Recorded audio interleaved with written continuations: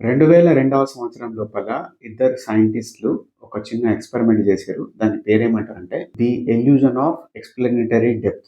ఇందులోపల తెలిసిన పాయింట్ ఏంటిదంటే చాలామంది తమకు ఫెమిలియారిటీ ఉన్న వస్తువులు గానీ, పదార్థాలు గానీ, మెషిన్స్ గానీ కేవలం తనకు అందుబాటులో ఉండడం వల్ల, రోజు వాడడం వల్ల దాని పట్ల పూర్తి జ్ఞానాన్ని కలిగి ఉన్నామనే భ్రమ లోపల ఉంటారని చెప్తారు.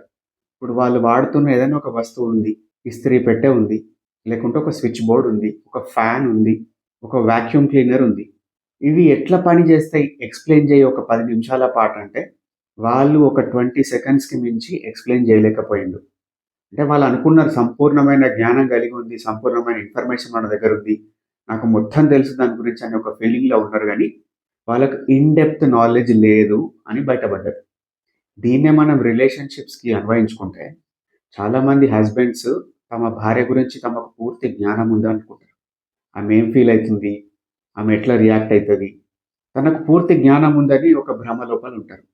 చిన్న చిన్న గొడవలు జరిగి, ఆ విషయం డివోర్స్ వరకు వెళ్ళి, లేకపోతే ఇంకేదో పర్యవసానమైన తర్వాత, అప్పుడు కోర్టు మెట్ల పైననో, ఒక థెరపిస్ట్ ఆఫీస్‌లోనో, లేకపోతే ఏదైనా పెద్ద మనుషుల పంచాయతీ మధ్యలోనో, అప్పుడు రియలైజ్ అయితారు. అప్పుడు తెలుసుకుంటా ఉంటారు.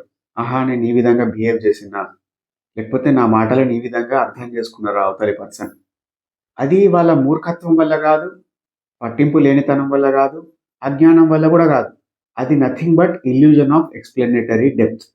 ఇటువంటి సంఘటనలు మీ లైఫ్ లోపల జరగకుండా ఉండడానికి, మీ మధ్యన ఏదైనా పొరపచ్చాలొస్తే గనక, మీ లైఫ్ లోపల ఏదైనా ఇంటర్నల్ కాన్‌ఫ్లిక్ట్స్ వస్తే గనక, తప్పకుండా ఒక మంచి సైకాలజిస్ట్‌ని సంప్రదించి థెరపీ తీసుకోండని నేను అడ్వైస్ చేస్తా.